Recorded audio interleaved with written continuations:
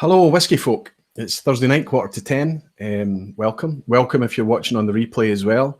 And looking forward to hanging out on another Thursday night with everyone. Hello, Whisky folk. I just need to mute my own feed here. Apologies.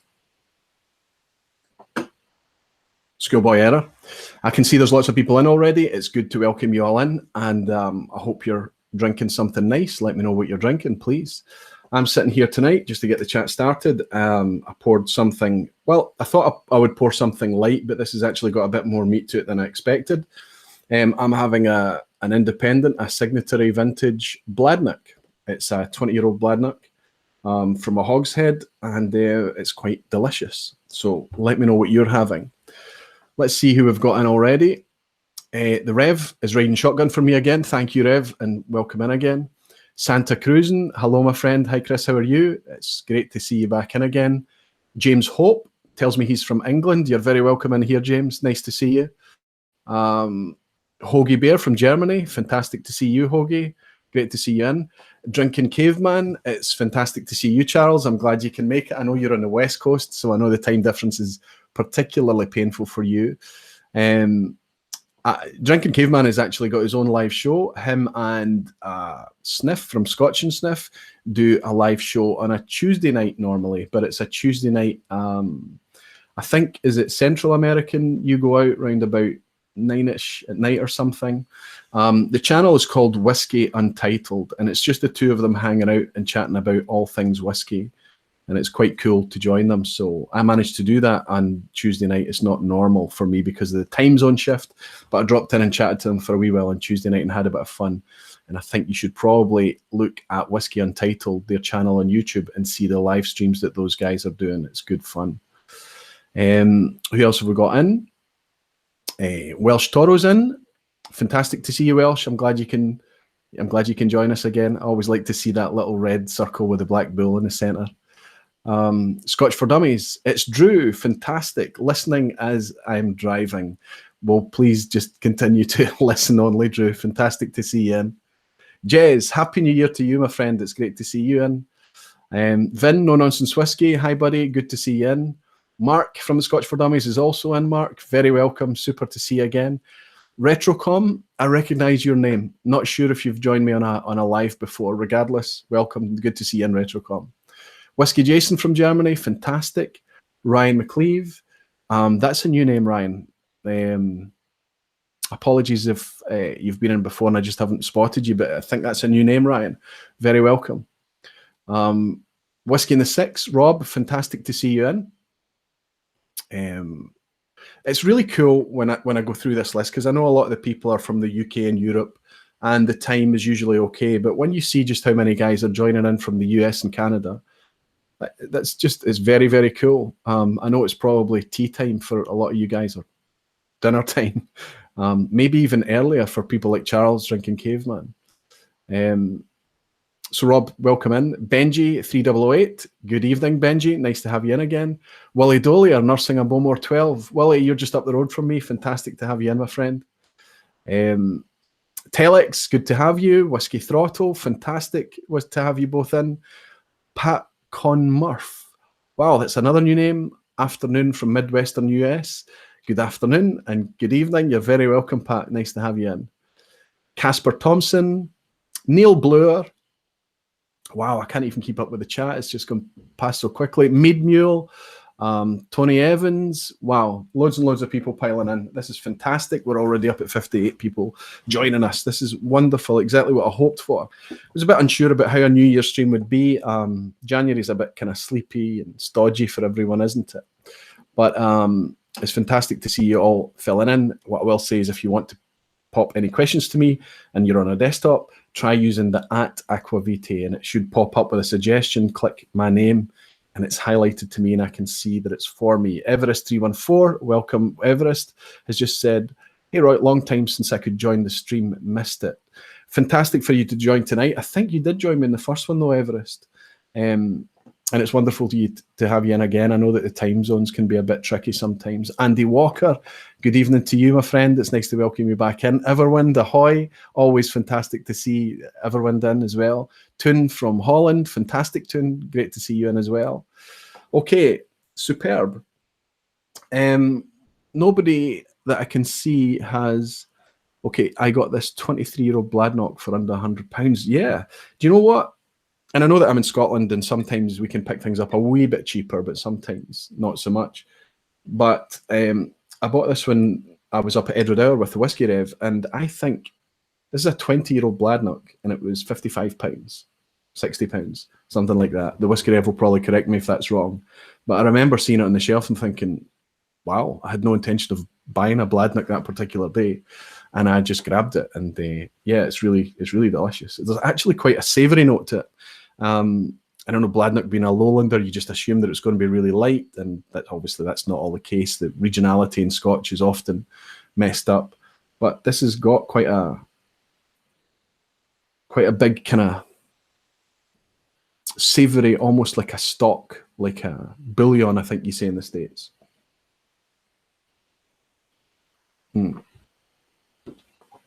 Definitely enjoying it. Well, just to give you a catch up, after the last stream that I did on the 28th of December, I talked to you all about the possibility of me monetizing the channel, how you felt about that, how you felt through sitting through ads at the beginning, how you felt about Patreon and you know, that being a mechanism and things. And it was great to get the feedback from you all, because the feedback came during the live and it also came after the event as well. And it was, I have to say, with very little exception, it was overwhelmingly positive. And I'm very, very grateful for that. So 1st of January, or it was actually the 2nd of January before I got around to it, on the 31st of December, I hit 1,000 subs. Really, really, really over the moon with that. It's just wonderful to have hit that benchmark so early on. And then 1st of January, I set about monetizing the channel, which means from the 2nd, when I set it all up and it went live, you'll start to see short ads at the beginning of the videos. I'm going to keep it going for a while. I'll share with you what revenue I actually get out of that, which is very small. But I'll share with you what that is, and we'll see how it goes.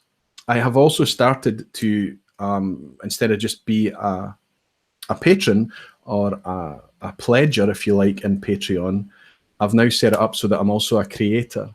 Now, that's not ready yet. What I need to do is I need to set up a kind of welcome video, do my pitch on Patreon, and I need to set up a thank you video. But I also want to go live on Patreon with some rewards already in place. And I'm just kind of trying to work out what those things should be. So that's all done. So you might have to sit through some ads at the beginning of the video now. What's really ironic is this live stream, as soon as I put it on and advertised it a couple of days ago, it was marked as inappropriate content by YouTube. so I don't get any money from this live stream for however many views it generates or not, which is just crazy. Telex is asking me, Telex, Aqvavitae, I hear that Glendronach won't have the 15 revival back in action till 2019. But it gives us something to look forward to. Yeah, I heard it was this year. I heard the 15 revival was coming back. Now, we all know that it's to be expected that it's probably going to be a little bit different than what it was before it went off. But yeah, I was expecting the 15 revival to come back this year. So it's maybe delayed by a year. I've still got a bottle downstairs, sealed, unopened. So I'm looking forward to when the new one comes out. I might save it until the new one comes out, and then we can kind of do a comparison and check them backwards and forwards. On that note, I was very lucky at auction. I wasn't very lucky. I managed to actually win an auction for a change. What normally happens with me is I'll go into the online auctions and I'll look and I'll find things that I want, and some of them I'll bid on and some of them I'll try and be cheeky on, but it never comes off. On the last day, you always get outbid and you lose any bargains. There's no real bargains to be had anymore. Auctions just seem to be such a popular place to go for whiskey now. But this month, I decided to just pay the money and get the one I wanted. I'd bid on 5 different lots, but the one I really wanted was this. Longbourn 16. Now, I know that some of you are looking at this and going, what? I can walk into my local store and buy that still. But you can't in the UK. This went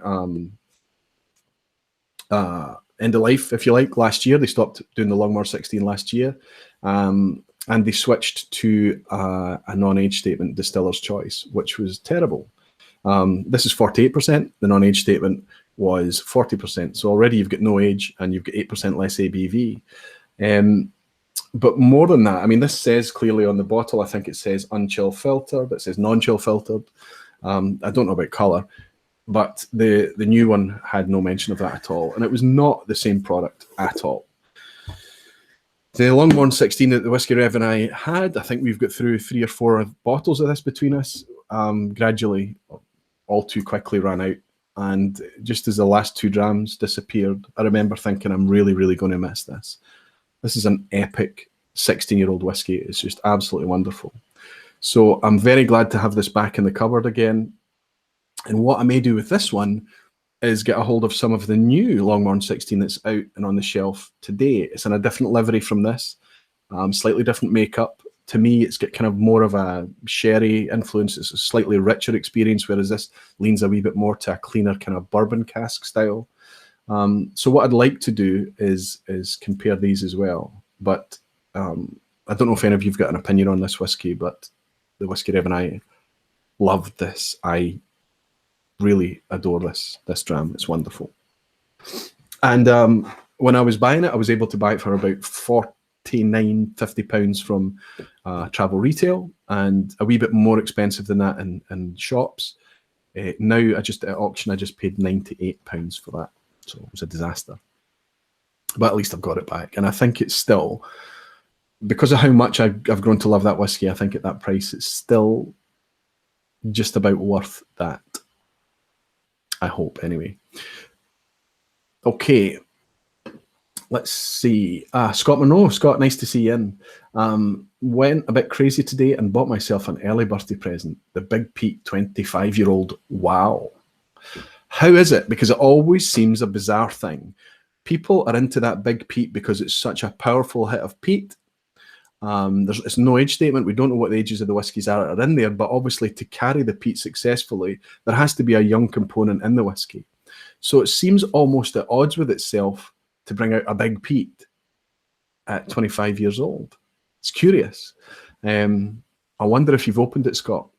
I wonder how it is. Marcus Brombach from Sri Lanka. Marcus, fantastic. What time is it over there? It must be, wow, you must be ahead of us by 3-4 hours. You're very welcome here. It's nice to have you in, Marcus. Fantastic. Pat Conmurph is asking, Aqvavitae, based on your mentions of the Clynelish 14, I picked up a bottle while traveling for work this week. Looking forward to opening it tonight. Yes, open it, Pat, because Clynelish is a great whiskey. It really is. But I have to be honest, my success with that whiskey, pouring it for people who are just getting into whiskey, has not been great. I think that because the Clynelish 14 tends to be texture driven and the flavours in it can be a bit subtle, I think you have to know your way about whiskey before you realise just how good Clynelish generally is. But that's certainly that Clynelish 14. I don't know if you would agree with me on that or not, but it's a damn good whiskey. I absolutely love it. I really do. Apu de Geest is asking, where did you get this shirt? This is a very cool shirt, and what's very cool about it is it's not just a shirt with whiskey bottles on. I mean, all of the bottles on this T-shirt is an accurate depiction of the distilleries of Scotland bottles at a certain point in time. I think it's maybe 2 or 3 years old, this design. But you can buy this T-shirt at Urban Pirate. In Urban Pirate, you just go online, urbanpirate.co.uk. I'll put the link in the description. I hope I remember to do that. But they have quite a few whiskey-themed T-shirts in their range. And they are all designed in Scotland by a guy who lives in Glasgow, a really cool guy. And yeah, you can buy these T-shirts from him. They're not expensive. I think I paid maybe £20 for this. Not expensive. And it's pretty unique. You can only get it from Urban Pirate online, or if he happens to have a trade stand or something at a festival or something. But thanks for asking. And on that note, you might notice the bottle of Longmorn I've held up here with the lug sticking out. I spotted it here. I was looking for it earlier. I might need to stand up. Can you see that? There it is. There's the Longmorn there. There's others. There's a Lagavulin, for example. Yeah. Quite a cool t-shirt. Nice of you to spot, Apu. Swami, nice to see you, my friend. Very good that you could make it. I wasn't expecting to see you in tonight, buddy. It's good to see you in. James Hope, Aqvavitae, I'm heading up to Scotland for 2 weeks. Cool, very cool. You're in England, James. The first week is planned, but after that, my missus is heading home. Oh, you lucky boy. Sorry. And I've got over a week to tour some of the islands. Have you any recommendations? So the only islands I've been to in any kind of depth would be Skye, and I visited Talisker on Skye. And it's cool. Skye is very moody and dramatic, and it's got quite a dynamic landscape. So yeah, I would recommend Skye. That's a good for a visit. But the one you can't miss if you're up here for a couple of weeks, James, is Isla. You have to go to Isla. You have to do tours on Isla. And if you're stuck for time and you have to pick, the ones I would recommend tours on, I would definitely recommend Boonhaven, Bruichladdich, and one not to be missed would be the Warehouse tour at Lagavulin. It's fantastic. Casper Thompson, a little question for the Ardbeg fans. What's your favourite Ardbeg bottle in the Cove range? I'm quite new to Ardbeg, but I find it to be quite enjoyable. So the Dark Cove, I didn't try the committee release. I just tried the standard Ardbeg Dark Cove, and it's one of the best Ardbegs that I've had out of their special editions in recent years. I've not hated really any of them. I didn't connect very well with the Anno, but a lot of them are just kind of, yeah. The Dark Cove was enjoyable, though. It really was. But I can't see past Ardbeg 10-year-old, to be honest with you. I just enjoy the 10-year-old Casper. Aqvavitae, I still have problems explaining why unchill filtering starts from 46%. Why that number? Well, the way I understand it, Apu, is that 45.7% and above, the alcohol prevents the clumping of oils and esters in the whiskey at that temperature. So above 45.7 degrees, it doesn't happen. It will still happen if you pour a whiskey that's cask strength or 46, 47, 48%, whatever, and pour it over ice, or if you add cool water, you will still get clouding because of the natural esters and oils in the whiskey. But if you're buying whiskey at that strength, you're doing it for a point of appreciation. You're not a casual whiskey drinker, right? It's not like a gift purchase. So it will still cloud. But 45.7% and above, they don't need to chill filter it for the sake of transportation or sitting on a cold shelf or being affected as easily by drafts and light and things.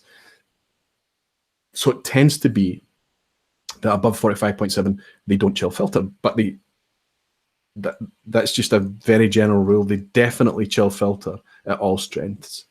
Depending on the whiskey, depending on the expression, and depending on the intended market, they may choose to chill filter at higher strengths as well. Hoagie, Aqvavitae, what do you think about Benriach 17 Solstice? I've not tried any Benriach 17. Swami's just about to do a video on the... Oh, which one is it, Swami? I forget now. You're just about to do a Benriach 17 review. But I haven't tried any 17-year-old Benriach. I apologise, Hoagie.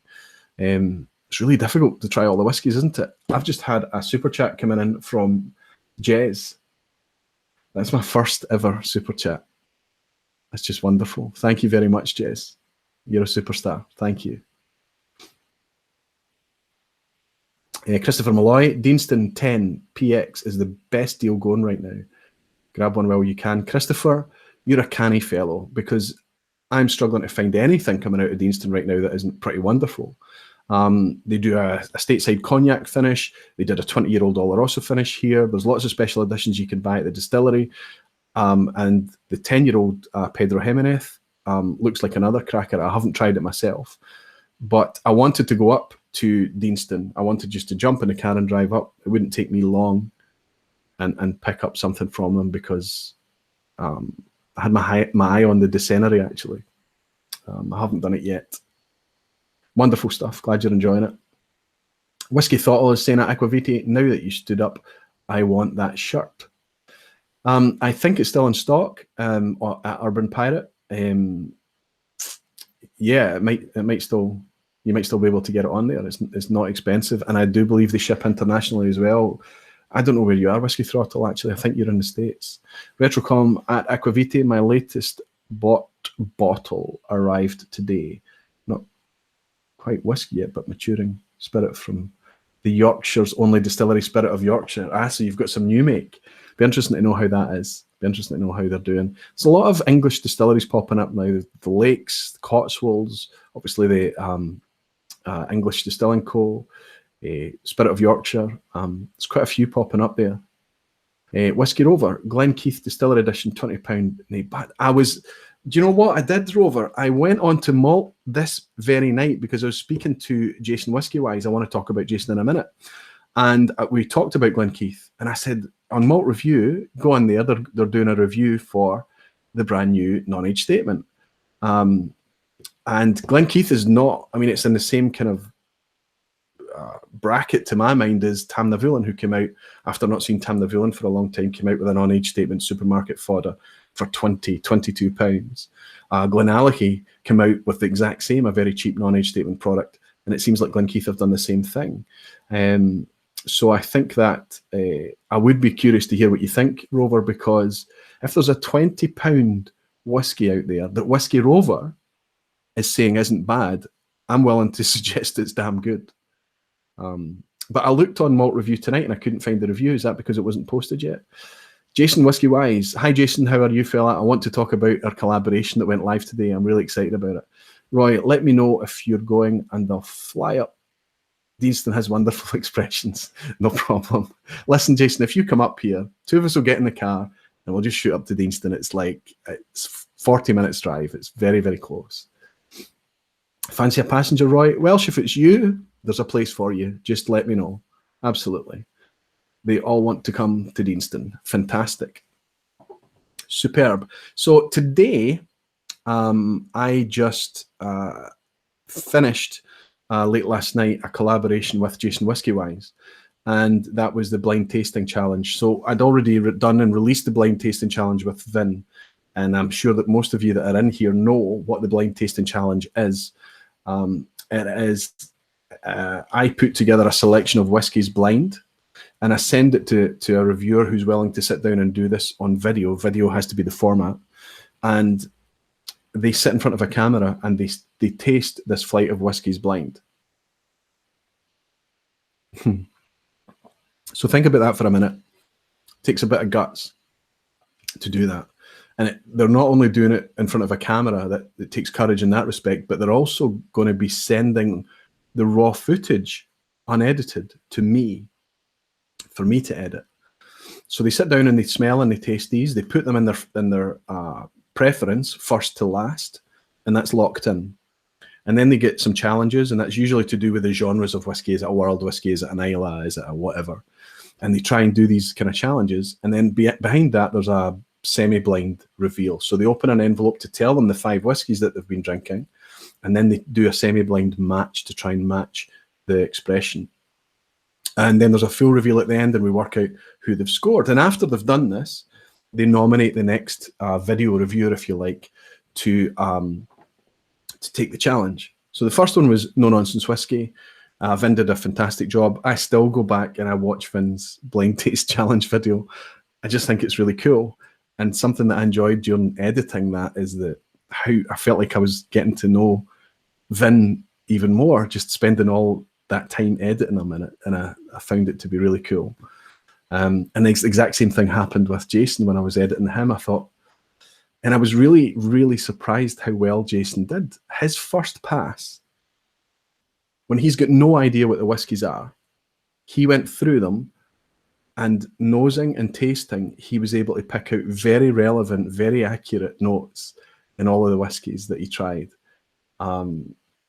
Yeah, and I think he did really well. I don't want to tell you how he scored because that would be spoiling it. I've just another super chat in from Whiskey Throttle. Thanks for sharing. Maybe when I start YouTubing, I hope you'll be a guest or at least a tutor. I'd be happy to collaborate. Whiskey Throttle, that's fantastic. 10 Canadian dollars from Whiskey Throttle. You're an absolute gentleman and a star. Thank you so much.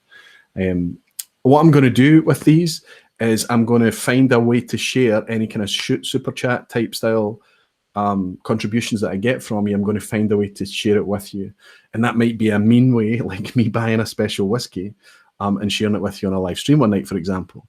Or it might be a way that I can, you know, come up with something creative to do something that's a bit more interactive. I don't know. I'm thinking about things. But yeah, JasonWhisky Wise. Go on, give his video a look. He's on YouTube. It's live now. It's already doing quite well. He's way over 100 views already. It went live today. And yeah, it'd be good for you to comment on that, like it, give feedback to Jason, give feedback to me what you think about the concept. And we'll also tell you who has been nominated to take that blind challenge next. He's actually the guy who's going to join me on the show tonight. So I'll announce who that is in a second. I'm just going to tidy this up and we can get our guy in. Fantastic. How many? We've got 79 in just now, 81 in now. Fantastic. This is, again, why the chat is going by so fast I can hardly keep up. I'm really relying on my friend, the Whiskey Rev, to keep me right here. Whiskey Rover is saying that Glen Keith review will be online tomorrow. I'm going to look out for that, Rover. I'm interested to see what you said about that. But no bad. Sounds pretty good to me. Corey Martin, Big Papa. Hi there, Corey. Nice to have you in. Good afternoon, evening at Aqvavitae. Corey, I think this is the first time you've joined us on the live. I always enjoy reading your comments on the videos and the other guys' videos as well. It's great to welcome you here. Stuart Peel, good evening, Roy. Another new name, Stuart. Good evening to you as well, and it's very nice to welcome you in. Let's scroll down. Kieran O'Hara is saying, just picked up the new version of the Benevis 10 and was really impressed. Cool. If you like Kilkerran, then you need to try it. Very similar profile. Well, I do like Kilkerran. I love Kilkerran. Kilkerran from Glengyle's distillery down in Campbelltown. They have out there just now an official bottling of a 12-year-old at, I think it's 46%, but they also have an 8-year-old cask strength as well. Both are very good. Maybe it's just because of how lazy I'm about putting water in sometimes, but I'm enjoying the 12 more just now. I really love the Kilkerran 12. Good. Apu, got the Blair Athol 12 on your bottle disposal video. That's the recycled reviews. Excellent, Apu. Have still to open it. I thought you were going to give me an opinion. Now, the Blair Athol 12, I love it. It's one of my favourite 12-year-olds. I'm on record as saying that. Some people find it just a little bit acrid, a little bit dry. Stick with it. It's definitely one of those whiskies that needs to breathe. It needs to open up a little bit. And if you do find it's a bit dry on the palate, try it with a little bit of cheese, just a little cube of cheese, and take the cheese and then sip the whiskey after it, and it just makes it come alive. It's quite amazing. I'm not saying that it's the best way to dissect the whiskey. If you're sitting down taking tasting notes, don't touch cheese or chocolate or anything, of course. But if you just want to have fun and enjoy the dram, just a wee bit of cheese with that whiskey is an absolute delight. Welsh Torres saying Spanish time again, cooking bacalao con garbanzos. What is that? Bacalao con garbanzos. I know what bacalao is. Bacalao is a salt cod, but garbanzos, I'm not sure what that is again. Drinking whiskey and a furious wife because I'm dicking about with a frying pan dram and laptop. Well done, Welsh. You're a superstar. I've just had another super chat in from Willie Dollier. Willie's a friend of mine. He lives up in the west coast of Scotland. Willie, that's wonderful. Thank you very much. You're a very generous human as well. Thank you, my friend. Everwind. You get a lot of bitter taste in Glengoyne 10. That's interesting. I think though I don't get bitterness from Glengoyne, but I do find that the 10-year-old Glengoyne can be a bit pallid, a bit insipid sometimes. You need to sip it in contrast to get the best out of it. Rafael Ortega, Glenfarclas 18 for me this evening. Very good, Rafael. Fantastic. Bienvenido. Good to see you in. Have you tried it? Travel exclusive, I reckon. The 17 is a travel exclusive, I think. I'm not sure. I think the 18 is retail. Not sure. Could be. Fantastic to have you in again, Raphael. It's good to have you. Connor, how are you, my friend? The Blair Athol 23 is the special release. It was nice. You got to do the special releases tasting, didn't you? But as with all Diageo specials, it's overpriced. Well, I think what Diageo are doing there a lot of the time is that they're realizing how much the bottle flippers are making on their special releases. And what they're doing is buying up the ones that are just released in very small quantities. Okay, maybe not like the Kalila 18s and the Lagavulin 12s and things there. There's plenty of those. But the ones that are in smaller batches, you know, the bottle flippers were buying up and making a rake on the secondary market with them. So I think they've just clamped down on that a little bit. I think that's what's going on. Silent Stranger says, I'm waiting for Deanston 18 and Letric 10 to come in over here. Had to after your quick review. Yeah, Deanston 18, fantastic dram. Not so much on texture, but on flavour. Actually, Deanston 18 reminds me a wee bit of Clynleash sometimes. Clynleash has kind of got a sweet, kind of boiled sweet type note to it that I pick up in Deanston as well, especially on that Deanston 18. And the Electric 10 is a great peated whiskey, really great value as well. Stuart Peel, hi Roy, I've just watched the Scotch for Dummies video review for the Glengoyne teapot, which you sent them. Sounds amazing. Where can I get a bottle? Is this not available from the distillery anymore?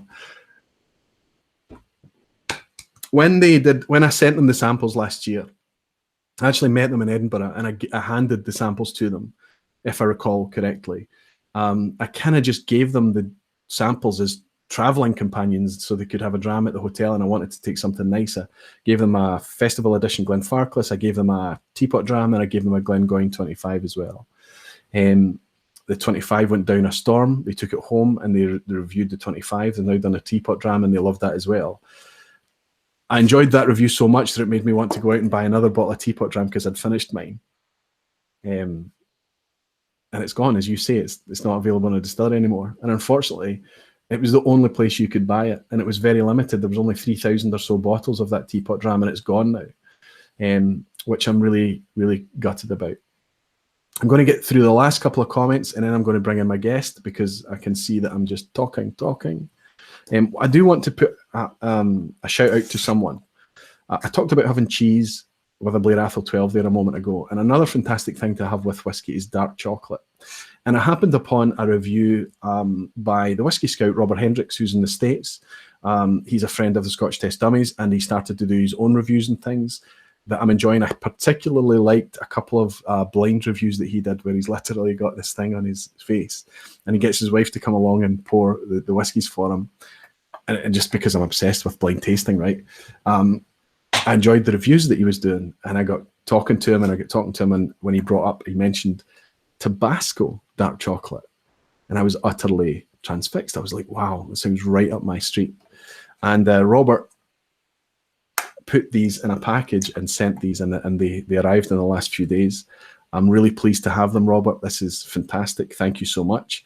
They're not as spicy as I imagined. I think they're perfectly balanced. After you've finished them, there is a nice spicy aftertaste. And I'm glad to report that they go very well with whiskey. I'll maybe try one tonight when I'm chatting to Keith.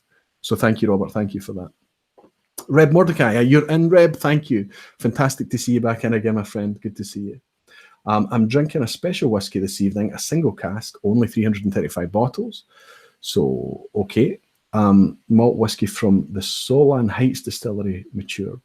Is that an Israeli distillery then? Sorry, the Golan Heights. An Israeli distillery, Reb, I guess. I think you've spoke to me about them before. Delicious. Wow. No Nonsense Whiskey, Vin is saying, I wasn't going to drink tonight, but you've all got me jealous. Well, pour something, Vin. I'm going to pour my second dram. I'm going to pour another independent. I'm going to pour this fantastic Carnmore 18-year-old. I've shared this with a couple of people. I've shared it with JasonWhisky Wise. I gave him some of this. I also gave some of this to Triple Cap when he was over. And I hope they both enjoyed it. This is one of my favourite. I love Benrinnes anyway, but this 18-year-old Carnmore is a particularly great bottling.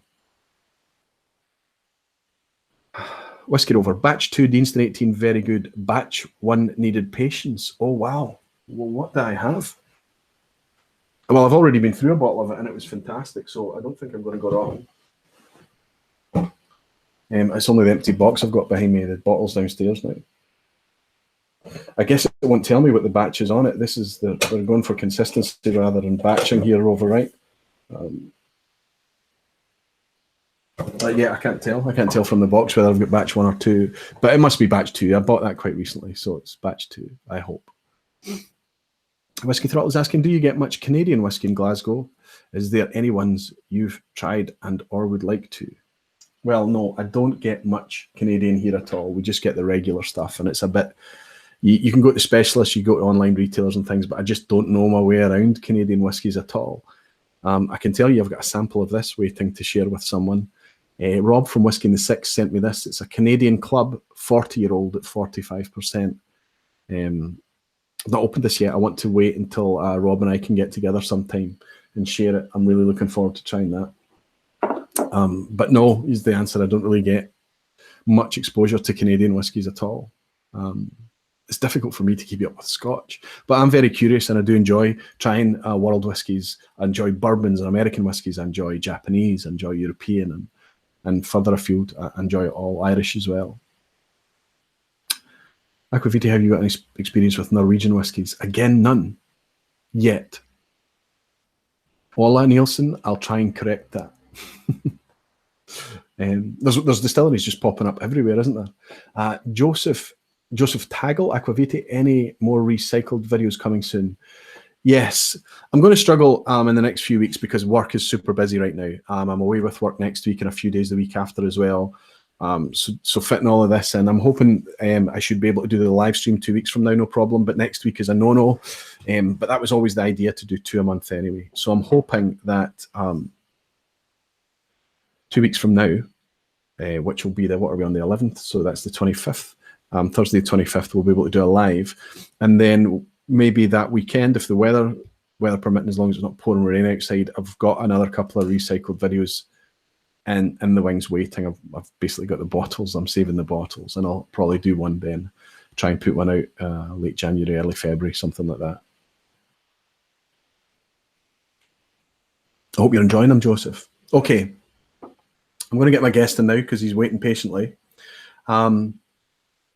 This guy is still a relatively small channel, but when it comes to enthusiasm and taking whiskey as a concept and learning about it and throwing himself into it, and learning as much as he can and trying as much as he can, this is the thing that comes across from this channel with me, is the enthusiasm. It just literally jumps out the guy. He's clearly in love with whiskey. I've got to know him in recent weeks and months just through us working together in a couple of collaborations and things. And I think he's a great guy, and I think he deserves a lot more subs and viewers and traffic than he gets just now. But what's really cool is that JasonWhisky Wise nominated this guy today, and it's probably a spoiler for a lot of you. It's only a spoiler for the people who are coming in and watching the live, right? He nominated Keith, so I wanted to know how he felt about the nomination, and I wanted him to either accept or deny the nomination on air. So I'm going to ask Keith to come in and introduce himself, and I can relax for a little bit. Keith, how are you? Can you hear me? We can hear you. What's up, Roy? Thanks hey, buddy. Good to see you. Slancheva, welcome in. What's up, Whiskey Rev? Thanks for moderating, man. How you doing?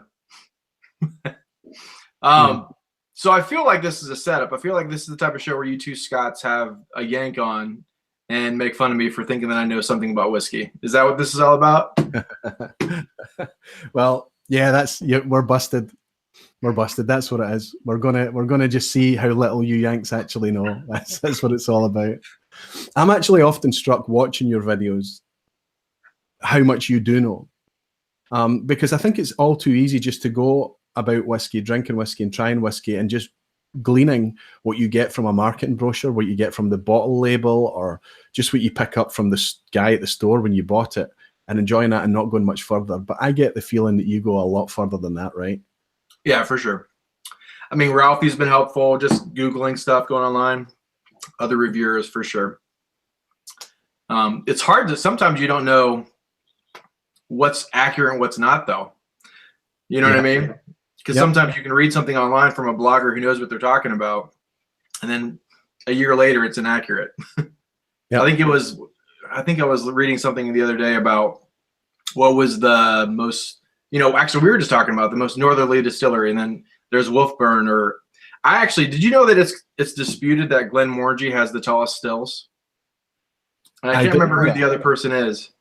I didn't know that, but I mean, I imagine that they might argue that we have, as a suite of stills, we have the tallest, but maybe one distillery out there has one still that's taller or something daft like that. People talk about Edradour being the smallest distillery, when that's nonsense. Edradour still market themselves, I believe, as the smallest distillery. Maybe they don't do anymore, but there's a bunch of distilleries out there now that are smaller than Edradour.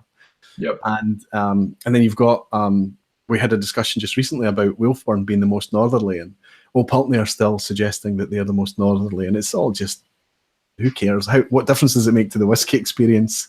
That's what we want to know. Yeah. What are you drinking tonight? I was sorry? kind of in and out for a second. What are you drinking tonight? Sorry, I started off with a Bladnik, a Signatory Bladnik, a 20-year-old from a hogshead. This was really good. And I'm now on a Benrinnes, an 18-year-old Carnmore Benrinnes. I still haven't tried Benrinnes, and I really want to. Well, it's not an easy one to get a hold of, right? The only official bottling is a 15-year-old Flora and Fauna expression. There's quite a few. You can pick them up, independent bottling's pretty easy. You can get a hold of them. But you're right. Where are you, Keith? You're at Ohio, right? Yep. And Ohio sucks. Ohio might be one of the worst states for getting good scotch. It might just be the worst state in the United States. But tell me, I mean, I'm not up on American geography. I'm not that great at it. But I believe that it's a neighboring state to Kentucky, right? Yes. So I can drive an hour and a half into the promised land. and remarkably enough, not only do they have obviously bourbon, but you can actually get good scotch there too. In fact, I think I go to a place called the Party Source. It's right around across the river from Cincinnati, and they claim it has the best liquor selection in the United States. Now, if that's credible, I don't know, but that's what they state, and it's amazing. The first time I found it, I was like, I'm home. This is where I'm meant to be. Wow. So, I mean, do you have any? Are you going to stay where you are? Does your job tie you to where you are? Yeah, Can you live anywhere else? My wife's pretty tied to this area. I mean, I love Ohio. I have a love-hate relationship with Ohio. I've actually been lucky enough to live in California. I've lived in Hawaii. I lived in New York City, and I've always ended up back here. And when I'm here, I hate it. But then when I was in Hawaii, I remember I was missing Ohio during Christmas. So the grass is always greener on the other side. Well, jobs are flexible. Wives are not. Exactly. So if your wife wants you to stay in Ohio, I guess you'll be staying in Ohio, and you'll just need to take that trek down to Kentucky and other states that have better distribution agreements for whiskey, right? Yeah, I'm praying right now that my wife actually loves me, because I begged her, can you please give me an hour and a half? I have young kids, as you know, but the viewers may not.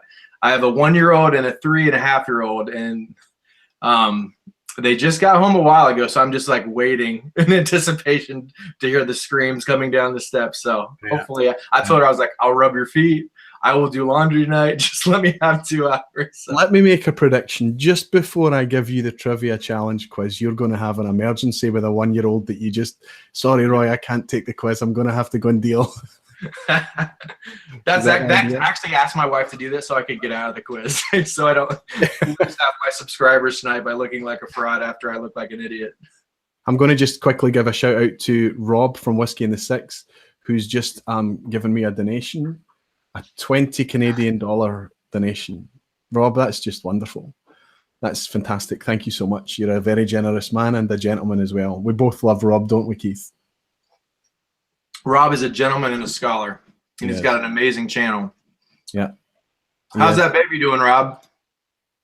Yeah, just a brand new baby, just the last baby area in the last just a couple of months ago, wasn't it? Yep. But that's very generous of you, Rob. Thank you. I wanted to ask Roy, have you tried this yet? This is what I'm drinking tonight to start it off with. I believe this is the newest Springbank 12 cask strength release. Have you tried this? Yeah, I haven't. I mean, it's not really a batch thing. They do try and go for consistency, but that new livery I haven't tried. But I've tried previous Springbank 12 cask strength. It's a wonderful dram. Everything out of Springbank is worthy of your attention, right? This version is actually a little bit more like the 18, like where it's a little bit more sour. Okay. You know how you get obviously a lot of the herbal and like peaty and obviously all the goodness that comes with the 12 cask strength. It has all of that, but it's a little bit more mild and it has a little bit more of the sourness. So I'm really liking it. It's pretty good stuff. That sour note that you're talking about, or the Springbank funk, as some people refer to it, can be off-putting when people come into whiskey. But very quickly you find yourself starting to seek out flavors like that. You know, different kind of hooks. You know, when you first get into whiskey, you're looking for smooth and rich, or something that stands out, something that helps you define one whiskey from another. That's kind of what you're trying to get your claws into. And then, you know, you taste something from Springbank and you're like, whoa, what's that? So good. And then eventually you realize just how great it is, and you look for it in other whiskies too. But listen, I've been talking to you, and I hope you heard the introduction I gave you there. I do like watching your videos. I like watching your show. But I don't think I've picked up yet what got you into whiskey in the first place. How did you get into it? So I kind of grew up in a family that didn't drink. So I didn't really drink. And then I went to a college that was kind of conservative. So I would say it was about when I was 22, I was starting to drink. And I don't know, I'm kind of like I like the nicer things in life. So I've always like wanted to like, no, I don't want Bud Light. I don't want Bud Light. I want to try something different. I've always loved to travel. So I started out with like European beers, obviously, and import beers or craft beers. And then oddly enough, and you probably will have no idea what I'm talking about. Have you ever seen the Will Ferrell movie, Anchorman? The night that we watched Anchorman, I didn't get through the movie. I have still to go back because I know it's one of these, if you're into whiskey, it's one of these movies to watch, right? Yeah. So the main character, Will Ferrell, he's an anchorman, obviously, and he's always drinking like his scotch, and he's always like scotch down in my belly. He was always like, I'll take 3 fingers of Glenlivet, please. So yeah, I was out with some of my buddies. We were out at a bar, and I was like, I'll give it a go. I don't want Bud Light right now, so I got 3 fingers of Glenlivet. And I drank it, and I sat there, and people were looking at me, and I acted like I loved it, but I absolutely hated it. But I drank it. I was like, yeah, like I'm so good. So anyways, I took a break from scotch for a while. And then one of my brother-in-law, he got into it. He's an F-16 fighter pilot. And obviously drinking is kind of a big thing in the military, and especially in fighter squadrons. And so when we were hanging out a couple times with family get-togethers, we were trying some together, and he got me to try some. And then I just caught the bug. And then one day I went to like the local liquor store, got Glenmorangie 10. You know, I think I got Glenmorangie Kinta Reuben, and I was drinking it, and I was like listening to like the different YouTube, like actually Glenmorangie's reviews on it and the tasting notes. Yep. And I loved it. And it was all she wrote after that. To my wife's chagrin, I have been buying as much whiskey as I can after that. Yeah, I can imagine. I can imagine. But what was it then that was it just that kind of, I mean, for me, the reason that I took to YouTube, the reason that I wanted to find an outlet for it was just because I had the desire to find, you know, some kind of creative outlet that would allow me to share whiskey, that would allow me to share the passion for it. Is it a similar thing that made you, because it's a big deal when you decide to start sitting in front of a camera and putting that recording out there on YouTube. That's quite a big step. Absolutely. So like everybody, like most people, I work really hard. I'm a mental health counselor. I'm retired from the military. I got young kids, and I love my family. I love my job. But sometimes I think to be healthy, you need to have a couple other things on the side. You need to like have a poker night with buddies, a little YouTube thing. You know, you have to have a hobby to stay sane, especially when you work as hard as I do. A lot of times I work like 8 to 7, you know, don't get home until like 8 o'clock. Excuse me. So I was like, I wanted to find something else to do. And every time I would sit down with a new whiskey, and I'd watch the reviewers, Ralphie, Whiskey Bitch, Scotch for Dummies, Scotch Test Dummies. I'm not going to list all the Whiskey Fabric, but I love you all, and they all know who they are. But I'd always, every once in a while, you'd get a whiskey, and I'd be like, dang, there's no more videos. Or there'd be one video where there's only like one or two. And I really just enjoyed sitting down with the new, Scotch and picking out the notes and seeing if I agreed with what other people said. So I was like, you know what? We need more people to do this. Now we have like everybody and their mom that has a YouTube channel. But before, like a while ago, about a year ago when I started, there wasn't quite as many as there is now. So just to kind of supplement and have more whiskey. And I just wanted to be a part of the getting to know guys like you. It's just amazing. And I am shocked by how kind the whiskey community is. Like in this world, there's a lot of selfishness, a lot of greed, but like I've just been like awestruck. Like even you, like how much you've tried to kind of, as Yoda, taking me under your wing and trying to help me, giving me some advice for things like that, or answering questions that I have about Scotch. It's just amazing. That I'm just making it up as I go along, right? I don't actually. You just act like you're like, yes, Keith. You know what? It's the worm tubs. And as far as taking you under my wing, you might have just ran under an outstretched wing. I didn't really. You're no. I just want to hear a funny story. Is the other day I was at work and Roy asked me if I would be willing to come on, and as I said, I'm a counselor, and so when I'm in session, and sometimes I literally have 8 sessions in a row, and I cannot answer my phone. I'm in there with my client or whatever. And you had messaged me, do you want to come on or whatever? And I didn't respond. And like 5 hours later, Roy was like, crickets. Is that the Malted Man Cave footsteps running away? Yeah. And then I literally couldn't answer for like another 4 hours. And I finally got on. I was like, I was at work, Roy. And I said, it's the complete opposite. I'm actually running to anything that has to do with Aqvavitae. I mean, literally right now, you turn everything to gold. So I'm just going to grab onto your coattails and you can take me with you, all right? With your that's nice of you to say. The reason, and I know that we'd spoken about, in the new year we'll get together and we'll do a collab. The reason that I was keen to get you on tonight is because I knew there was a good chance that Jason and I could work fast enough to get that edit out and get that live video out. Did you watch Jason's blind challenge? He did really good. I think he did really well. I'm worried that you raised the bar too high for me. Did you see him getting his box cutter out and opening the envelopes and carving up his desk? It's quite fantastic. And I said, well, what's the deal? I said, that's that desk ruined. And he's like, no, I'm just going to open every package like that now. That desk's going to have a reminder from every unboxing that I do etched into it like that. Jason's a good guy. And again, Jason, is Jason on? Jason was in earlier. I think I saw him in earlier. Perhaps not. I'm not sure. He was waiting. I think I see him. Jason, thank you for the nomination, man. You are a gentleman and a scholar. I love your channel. So that's an acceptance then. You're going to do it. Unfortunately, I know I'm going to lose all my subscribers after I suck at it, but yes, I will accept.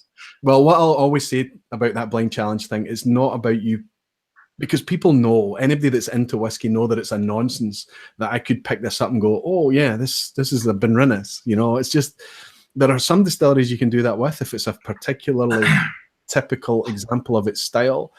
But generally, that's not what it's about. It's about challenging your palate. And that means that, what you like versus what you don't like so much, and getting you to lock in your preferences by stripping away any kind of preconception, any kind of pre-investment that you've already got in that brand, any kind of preconceived ideas, any prejudice or bias that you might have about it. Take that away, give you 5 things blind, and lock in what you like and what you don't like. And then after that, it's just a kind of light-hearted, there's some challenges there. Can you pick out the non-Scotch and things like that? And then after that, it's just a semi-blind matchup thing. And Jason did really, really well. The only mistake he made was getting the 2 cheaper expressions the wrong way around. And out of a lineup of 5, if you get one wrong, you have to get another one wrong. Yep. So you ended up just making one mistake and getting. Oh, sorry, I'm spoiling the video again. But it's still a fantastic video to go and watch. And so he hadn't tried the Tam Navolan, had he? He hadn't tried Tam Navolan, so it's kind of hard for him to know. That's right. And I hope that when I send the samples to you, I hope that I send you 5 samples that you've not tried before. At least you'll maybe. I hope I have tried them. Yeah. So, you probably have tried the distilleries, let's say, but you might not have tried. But I sent him a 21-year-old White and Mackay, a blend from the early 70s. And so if you work that back, if that was, let's say it's between 70 and 75, that bottling, so there's a very, very strong chance that there's distillate in that whiskey at 21 years old from the 40s. That's great. So, and that sits in my collection, that bottle does. It's not expensive. I think you can buy that on auction for maybe £100 or £200 at the very, very most. But that sits in my collection, but it doesn't belong to me. And full disclosure, I had your sample set all poured and ready to go. And I realized I need to ask permission. I can't take this. It's Roberto's. It's a friend of mine's. It's whose bottle it is.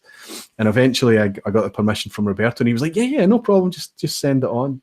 And I sent that out to Jason, and he got to try that. And he put it as his second favorite. The only thing that beat it is, well, again, I'm spoiling the video, but it's out there. It's live. Everybody should go and watch it. It's great. And I hope that anybody that hasn't seen Vin's No Nonsense Whiskey, him doing the original blind challenge, that they can go and catch that as well. Listen, Keith, I've got a question come in from Whiskey Throttle. Please ask the Malted Man Cave if he's done the Bourbon Trail. You know, I am planning to do it at the end of the month. He's planning on doing it at the end of the month.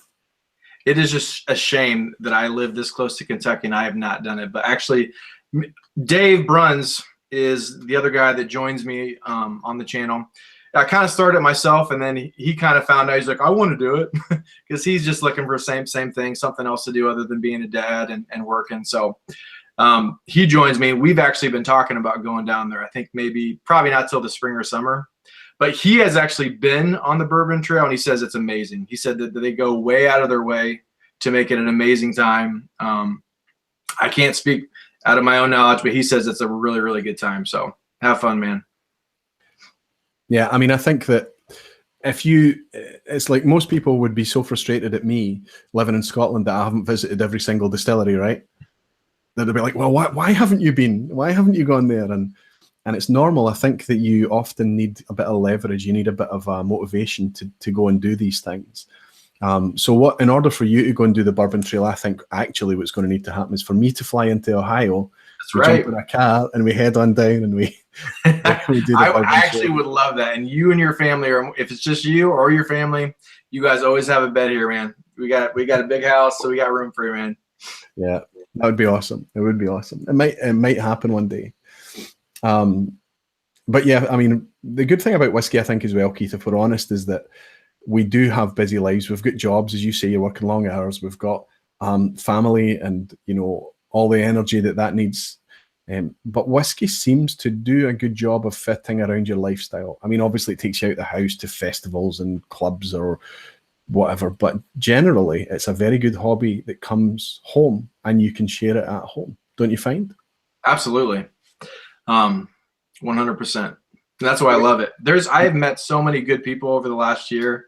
I'm just going to start showing up, Santa Cruz and George Kaplan, Travis Faircloth, even getting to know Hoagie Bear Day. And I saw him made a comment earlier talking about Oban, and kind of funny story. He had commented on my most recent video, Oban 14, just saying how much he hates Oban. And I was like, man, did someone from Oban hurt you personally? You really hate Oban? Obviously, just joking, because he thought that me giving it a 90 was way too high. So what would happen is I would give him a blind setup with an Oban in there, and he would end up putting it in the top 1, 2, or 3, right? You down for it, Hoagie? He's a good Hoagie guy. and I have already talked about doing a sample exchange, so that could happen. Everybody's given me a hard time for spoilers for Jason's blind challenge video, and I apologize for that. I'm pretty excited about it. And what I actually envisaged is that we would be able to restart, it could go live, and then we could talk about it in the live tonight. But obviously I didn't think that a lot of the viewers that are going to go and watch it perhaps after or the next couple of days hasn't seen it yet. So I apologize. I'll stop now. I've just had a mention in here, a shout out from Diet Brew Boy. Hi, Roy, from the other Roy. So there's a guy who lives pretty close to me. We've just recently hooked up on Instagram and things like that, and his name is Roy. And I don't know about America, but there aren't many Roys here. I've gone through my life, and I could easily count on one hand how many other Roys I've met. Really? Yeah, is really. He a Scottish, Glen Keith is Keith like a common name in Scotland? Yeah, Keith's very common, but people don't call their kids Keith, and I don't mean that. It's an old person name? No. Roy is an old person name. So if you meet a Roy, he tends to be retired, right? It's an old person's name. But Keith is probably super popular in the 70s and the early 80s. That's one of my best friends who just lives across the road from me. He's Keith. I've known him for 25 years. He's a Keith, and there are lots of Keiths really? That are his age, I would say, and his kind of that kind of generation. I've met one Keith in my life. Really? One Keith, that's it. It's not very common in America. But I've been like reading, just in my research and stuff, like, man, like I feel like Keith is mentioned all the time. Obviously, all the different distilleries, like Glen Keith and the different others. I was like, wow, I think it's like a Scottish. Is it woodcutter or what is Keith? Is that a Gaelic word? I know that it's you've actually got a distillery named after you, right? And Whiskey Rover's just about to do he's done a review that will come out tomorrow on a non-age statement, Glen Keith. And one of my favorite. Now I get this mixed up. One of my favorite oddball expressions is from a distillery. Is from Glen Keith, and it was called Craig Duff. Mm-hmm. And that's my brother's name. My brother is Craig, and his full name is Craig Duff.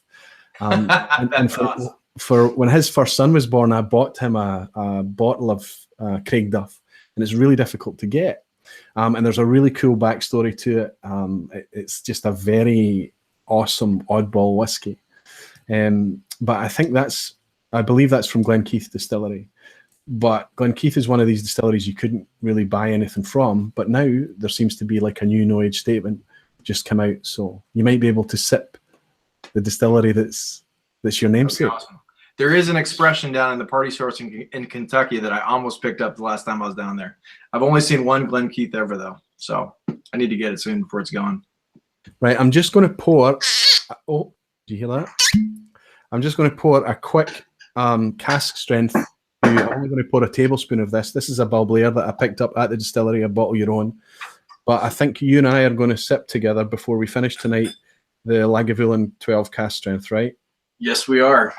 So let's get this quiz started while I shout out to Swami, Malted in Montreal, for just donating a super chat to me because he's an awesome guy. Thank you very much, Swami. Well done.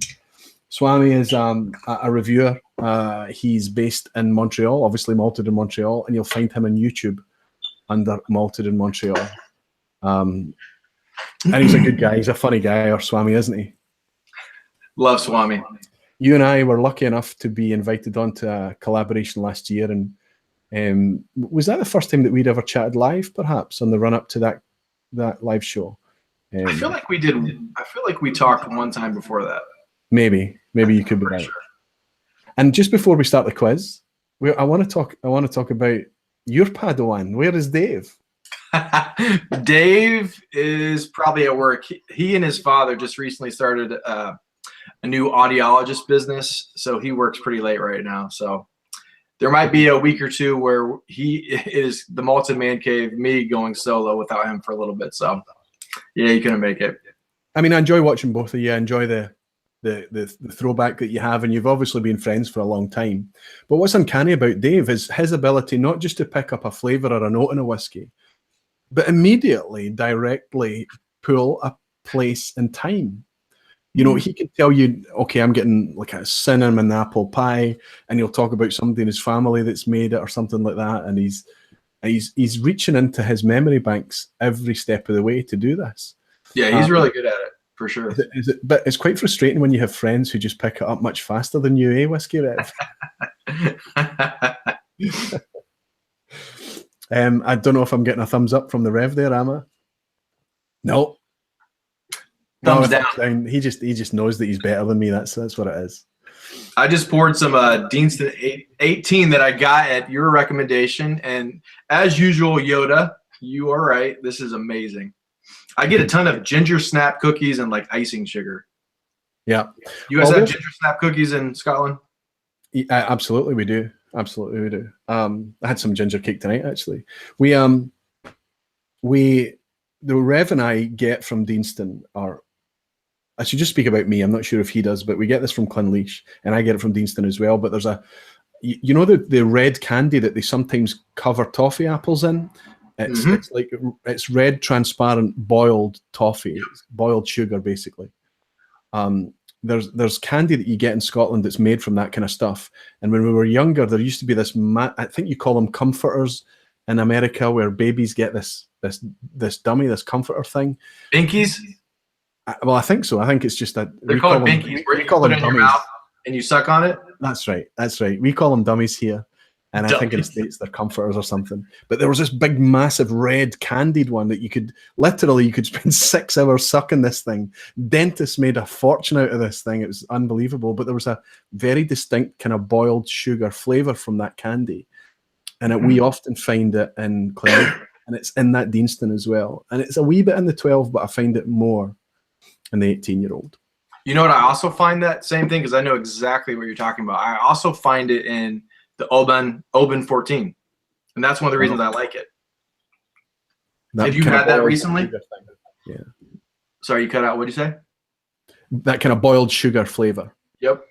It's exactly. It tastes a lot like. It's not as good as Clinleash 14, but Oban 14, for whatever reason, it reminds me a lot of it. And I get that boiled sweets that you're talking about. Just to clarify, I know that I pronounce Clinleash a bit fast, and I say Clinleash sometimes. But you know, if you say Clinleash, I think most people would say Clinleash. I say Clinleash because I'm lazy and I say it a bit fast. Saltire is saying, "Lol, Roy, it's a bad sign when you've got whiskey bottles under your desk." Saltire, man, you've no idea what all the wee places that I'm stashing whiskey in this house. I remember I used to keep my old whiskey bottles so that I could hide my newer ones in there away from the wife. I hope she's not watching this stream then. Oh, she can hear me right now, I'm sure. Okay. Right, big guy, are you ready? I think we're okay with the chat coming in from the Rev. Just let me check. Yeah, I'm just getting a row from people for spoilers. Good. Oh, okay. Joseph Tagle, again, what are some Speyside distilleries where you can bottle your own?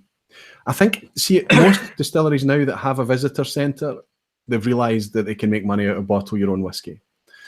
So I think, without exception now, bottle your own is everywhere. I would struggle to recall a distillery visit that I've done recently that they don't do a bottle your own. I'm sure that some don't. But as far as I'm concerned, Joseph, you should be cool wherever you go to pick up a bottle your own. Good. Are you ready for this? As ready as I'm going to be. Right. I'm just going to ask the chat who would like to represent the crowd tonight. Is there anybody willing to step up? Rev, you can let me know if anybody's nominated themselves already or suggested that they might want to do it. Just let me bring the chat, Keith, so I can keep an eye on it and see. Now, all we do is if somebody wants to put themselves forward, they don't need to join us on the call. All you do is I simply take your score and you represent the crowd.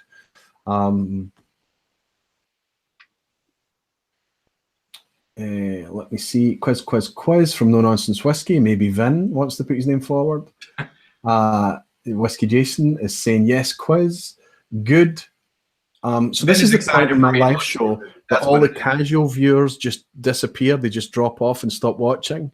And the people that are the real whiskey geeks, they're kind of sitting, and I imagine and I hope, because this is what I really would like to have happen, is that they're sitting there with a kind of pen and paper and they're going to try and do as best they can to score. So the least amount of people watching right now, the better. Sorry? Don't you guys have to go eat supper or something, guys? Everyone just go. Yeah. I mean, what I would do, whoever's going to represent the crowd, if you like, I'll take their score as representing the crowd, and we'll match it against yours. But it's obviously just for fun. We only play this for kudos. There's no prizes here. It's just a kind of laid back thing. I'm excited to see how tricky you got.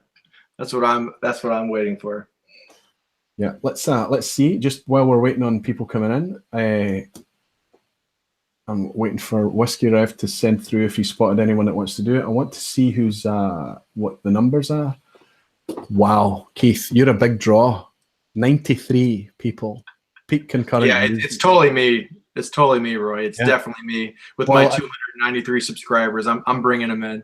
Yep, my biggest views so far is 72, which was the one on 28th of December, and it's 93 tonight. You're wonderful support. Wonderful support. Just fantastic. Really pleased to see that amount of traffic, because you know what it does? It tells me that it's worthwhile. You know, I'm sitting here waiting to go live, getting butterflies and things, and I'm thinking, is this even worth it? You know, do I want to do this? Do I want to kind of put myself? But actually, I end up coming off the live feeling that, like, it was worthwhile, and I get a buzz out of it. Roy, you know you're awesome. Stop it. You're a Scotch god. It's like you and Ralphie and Charles McLean, and that's okay. Okay, let me just put that into perspective. The statement that you've just made. Ralphie is a real Scotch god. He's been doing it for a hell of a lot longer than me. He's been doing it on YouTube since 2009. He's at 100,000 subs. He'll probably hit 100,000 subs maybe in the next couple of days. And I am at 1,000 subs. Yeah, and you got that so quick. You literally gained like 800 subs in like a month. You were literally going to have like 200,000 subs in the next year. I wouldn't be surprised. You know you're awesome, but I appreciate your ability. I would like somebody to invest in you. I would like some of my subs to check out what you're doing and realize that, you know, people out there are stepping up. They're living their whiskey journey live online on YouTube in order to share their whiskey experiences and share their learning and things. And I would challenge, I mean, everybody's full of enthusiasm. I don't doubt anyone's enthusiasm, but for me, it's almost taste how excited you are about whiskey and how much you love it. Every single whiskey you are reviewing, it got to be such a joke that you just do it for fun now. You pick it up and you say, this is my top 5. This is one of my top 5. And every single whiskey, and I remember vividly what that was like. Every new whiskey you try and understand, you just suddenly love it. In my defense, when you first start doing your YouTube channel, you do the reviews of the whiskeys that you really like at the time. I was actually just talking with, I commented to Hoagie about that, you know, because he thought a lot of the scores I give are pretty high. I'm like, just wait till I'm not, a lot of the things in my collection are ones that I like. But in a while, when I'm not doing the ones that I like, there will be more lower scores because there's going to be ones that I don't like that much. You know what I mean? I just haven't got to that point yet. Exactly, and I'm only having a bit of fun with you, but that became a dynamic in your videos, you know. No, but you're right. At the beginning, it definitely was true because it was changing. My favorite distillery, my top 5 was changing like every 2 months. That's right. And let me ask you, my bank account was also steadily shrinking at that point as well. But that's what happens, is that you realize the variation in Scotch that there is. You realize how differently they are, and you know, people ask you, why do you need to have so many bottles of Scotch? And I remember the Whiskey Rev and I having this discussion where somebody asked that question in a very serious way, you know, and I think it was somebody's wife. Why do you have so many bottles of whiskey? That's absolutely not necessary. And we said, well, it's a bit like shoes. Lawyered. So, you know, there are some shoes that are only appropriate for certain times, and there are other shoes that are absolutely not appropriate. And it's like a bit, you know, there really is that variation in whiskey, and it's very addictive. Listen, I'm going to surprise you right now, Keith. I'm going to tell you I've got a perfect competitor for you to go up against. Please be a newbie. He's a guy called MeadeMule. Oh, my cousin. My cousin. He literally is my blood, my family. I know. I think that's awesome. MeadeMule and I we've contacted. We actually got to know each other over a discussion in an Instagram chat over Clynleash one time, maybe about a year ago now. That was way before I knew you, and then I find out that he's your cousin, which is really cool. Oh gosh, he's gonna beat me. So he's been into Scotch for longer than me. Damn it. Damn it, Jonathan. Right, okay. Maybe all right, let's do this. You're holding the score for the crowd. The crowd is dependent on you. Now, what I'll do here is I'll ask Keith to answer, and he'll type it in on the direct chat with me, so nobody else in the crowd sees it. I only see it. It's only myself and the Whiskey Rev, who's in this as a moderator. He'll see that as well. He can answer immediately. Now, that gives you about 8 or 10 seconds, Keith, to answer without the chat filling up with the crowd answering. So you need to use that delay to your advantage. And after about 10 seconds, you might need to just admit that you don't know, okay? Okay. I'm going to hide it right now because that's awfully tempting. I'm hiding it right now. Yeah, I'm going to try and do this. I'm going to try and put the chat somewhere that I can see them coming in. I'm going to try and keep an eye on you. At the same time, there's just so many windows open. This is really quite tricky. Okay, here it is. Can I say something real quick before we start? Absolutely. MeadeMule has an awesome blog. He did just start a YouTube channel, but he just recently did that. His main thing is a blog, an online blog called MeadeMule. Go out and check it out. It's awesome. You're welcome, Jonathan. he knows his stuff. All right, yeah, I'm ready. Absolutely. Good shout. And he's also got a really cool Instagram feed as well. Takes a lot of good shots of his pictures. He puts a lot of effort into his photos and things.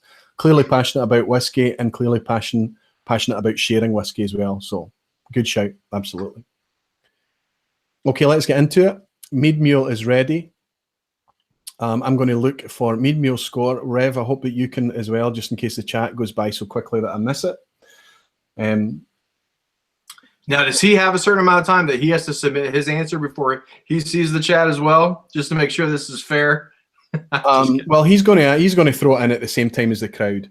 But what I would suggest is that what I usually do is give a countdown for everyone to enter at the same time. And I think that's probably a good idea to do that rather than him picking up from answers in the crowd. So what I'll do then, guys, is for the crowd, for MeadeMule, for Jonathan, what to do is I'll say 3, 2, 1, enter, and you hit enter. So type your answer in advance as soon as you're ready, and I'll give you a countdown to hit enter, and then we'll see the comments just fill up, they flood with the answer at the same time.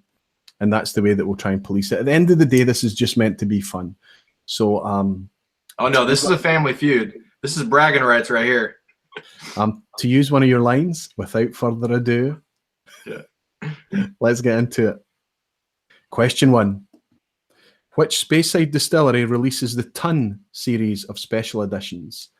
Type it in, Keith. Type it in. I know it. Good. I've got Keith. Thank goodness I got one. Yeah. I got one. So everyone in the crowd, after 3, 2, 1, give us your answer.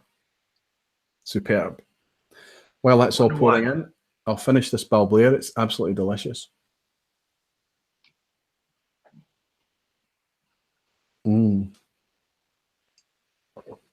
Your cousin has it. He's answered correct. My wife is in the chat and she's answered Glenmorangie. Good for you, Lynn. But it's wrong. It's Balvenie. It's Balvenie. It's the Balvenie. So, Whiskey Rover has said the Balvenie overpriced.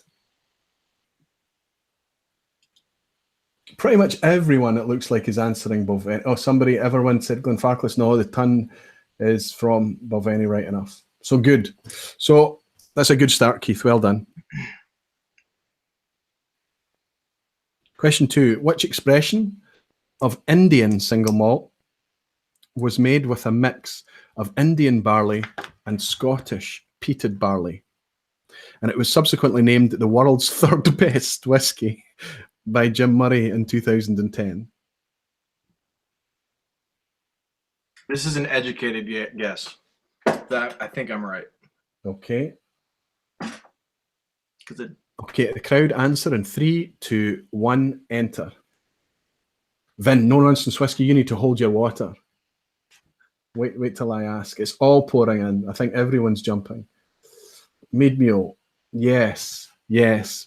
Well, Keith answered Amrut Fusion, and everybody in the crowd is all answering the same, Amrut Fusion. These are too easy, don't you think, Keith, so far? Thank you very much. How are you feeling? Are a good friend. Is this making you nervous? Is it making you uneasy? No, this is fun. Cool. Just the whole cousin family feud has just amped this up a little bit. I need some more whiskey. Oh yeah, we need a bit of a family feud in. Fantastic. If only I could talk to her now, we might do a little bottle bet. But I'm too poor actually to do that right now, son. I think the camera is suddenly locked on me for some reason. What's going on? You're better looking. Is that you? You should be coming back now. So this is the Lagavulin 12, which I said is the whiskey that grabbed me more than any other whiskey that I tried, deeply tried, rather than just kind of sipping a dram or whatever in the last year. And it still continues to do that. I absolutely love pouring this. I'm struggling to reach past it. I like it so much. It's just fantastic. The one that you have, Keith, is it the 2017? Absolutely. Superb. How have you felt about it? I've not talked to you about this at all. You know, I know you were worried at first, and I know me and you know this because we talked about it, but everybody else doesn't. You know, you really built this up. You're like, oh my gosh, this is like one of the best Lagavulins I've had in years, and it's like almost like they're going back to the days when the good old days when it was really, really good. And you did not oversell it. I was a little worried that you oversold it at first, and I think you were too when we hung out that one night on Skype. Yeah. This is amazing. It has everything, like the umami, like you said, bouillon cubes, chicken broth, and onions. It has. I got that same vanilla. Note. I got the same note in a Bladnock that I tried at the start of tonight as well. I got that kind of savoury stock cube, bouillon cube, as you call it in America, note as well. That's good. You're enjoying it. But for me, the first thing that hits me on the nose of this every time is that sweet creaminess. Yeah. One of the richest drams I've ever had. Pat has just asked Aqvavitae any difference between the 2017 and the 2016. I've tried the 2015. I'm very aware that I tried the 2012. I'm not sure about the 13. I definitely have not tried the 16. I didn't buy it last year. And certainly any of the ones that I've tried in the past, I've not actually tried in contrast. All I can say, Pat, is that when I try this, it moves me, and I really, really engage with it. I really enjoy it. And I know I'm very aware that I'm probably overselling it, but it's a damn good Lagavulin.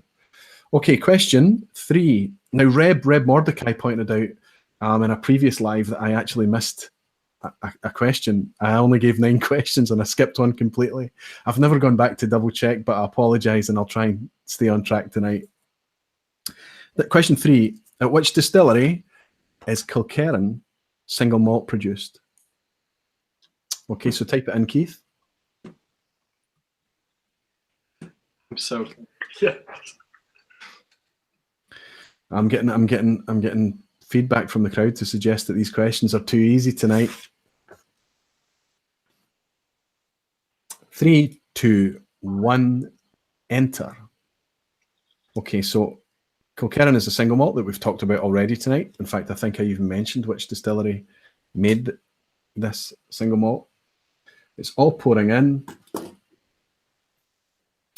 And Jonathan has answered the same as you, Glengyle. Keith has also answered Glengyle. Glengyle is right. We actually shared a Kilkerran 12 on vacation in South Carolina.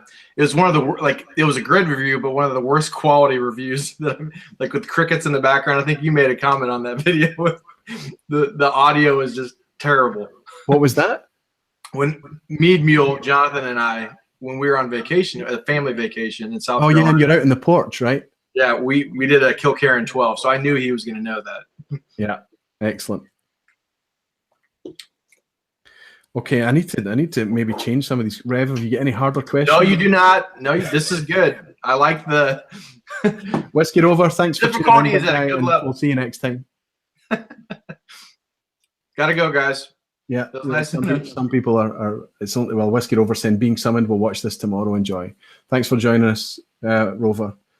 Okay, let's go, and we'll question 4. Glenfarclas is famous for having rummagers installed. What are their purpose? Can this be like a sentence? Glenfarclas is famous for having rummagers installed. What are their purpose? Oh, I wish you could see Keith's face. In fact, let me put the camera on Keith right now. I know what a rummager is, but I feel like it's... What do they do? Why are they there? Yeah. Okay. I mean, I think I know this. I just feel like it's... I think that's a good enough answer. Let's see. 3, 2, 1. So that doesn't get like hardened on the bottom because it's direct fired, right? That's right. The stills at Glenfarclas are direct fired. So in order to prevent burning of solids and a solid buildup on the base of the still. They have a steel chain. It's so I was right. Steel, to start it. Yeah, you've said it exactly right. I didn't know you did actually like fill in the blank questions. So I was like, is this? Yeah. What are their purpose? What's a rummager for? Yeah. My wife has answered to rummage. Correct. But I'm looking for MeadeMule. I'm looking for his answer. Something to do with direct firing the stills. Not sure. Nope. That's absolutely incorrect. Incorrect. Yes.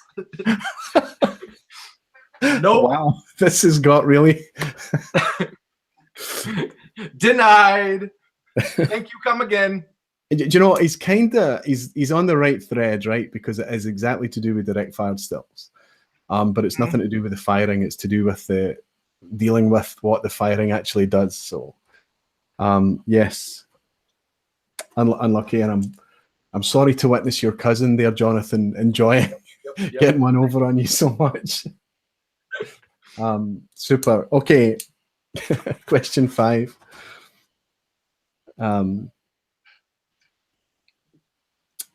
Which Southern Highlands distillery, founded relatively recently in 1965, is located in a converted cotton mill on the River Teith? I just read this the other day. That's kind of tricky. Southern Highlands Distillery.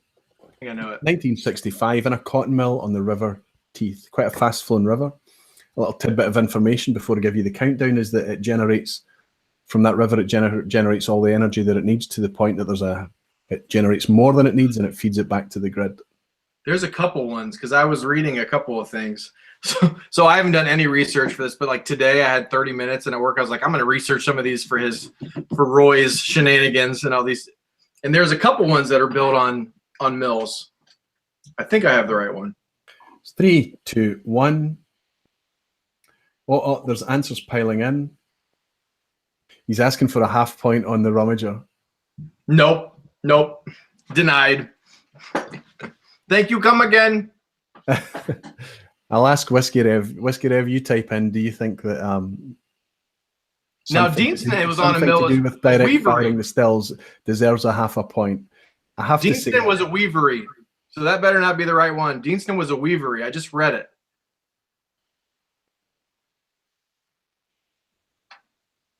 Yeah, the Whisky Rev is saying I can't get involved in a breakup of the family. I'm looking for MeadeMule's answer. Rev, is MeadeMule answered? He said, I believe it's Deanston.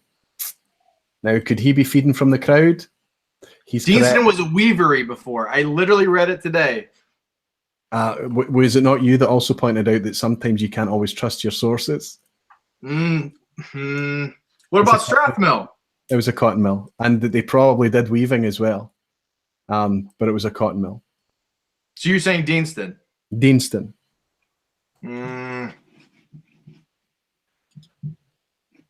Sorry, buddy. Sorry, Deanston is the answer I was looking for. Keith answered Strathmill, just for the record, but it's Deanston I was looking for. Good. Question 6. Which Whiskey Tube channel? Now, you might get a jump on him on this. How much does your cousin watch Whiskey Tube? Which Whiskey YouTube channel is fronted by a kickboxing coach? Can you say that? Repeat the question. Which Whiskey YouTube channel is fronted by a kickboxing coach? So this guy does kickboxing as well as whiskey evangelizing, and he has a pretty successful YouTube channel as well. 3, 2, 1, enter. Send us in your answers, my friends. The views are going down and down and down and down, but we're still at 65. We're still at 65 strong, and I think it's okay to have the quiz at the end, and people know that that's when the kind of geeky bit comes out, and they can. The whiskey geeks are left. The real people that matter are left. Yeah, well, we're an hour and a half in now as well, so.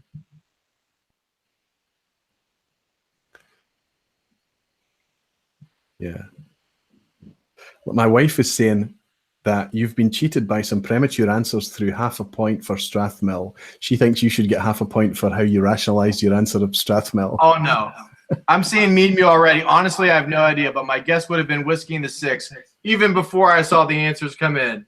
No. -2. Okay. Did I give a countdown for that one? Sorry, did I? I think I did. Maybe I didn't. Anyway, Keith answered Whiskey in the 6, and MeadeMule has kind of suggested, oh yeah, well, thanks to the crowd. I mean, it is a tough gig when that kind of dynamic's happening, and the only alternative I've got is to get Jonathan in on the live as well and have a head-to-head, right? We can do that. Okay, this is the next question. 7 is going to be an A, B, C. There's going to be a fast answer. So just put an A, B, or a C in as your answer. Okay, it's a multiple choice.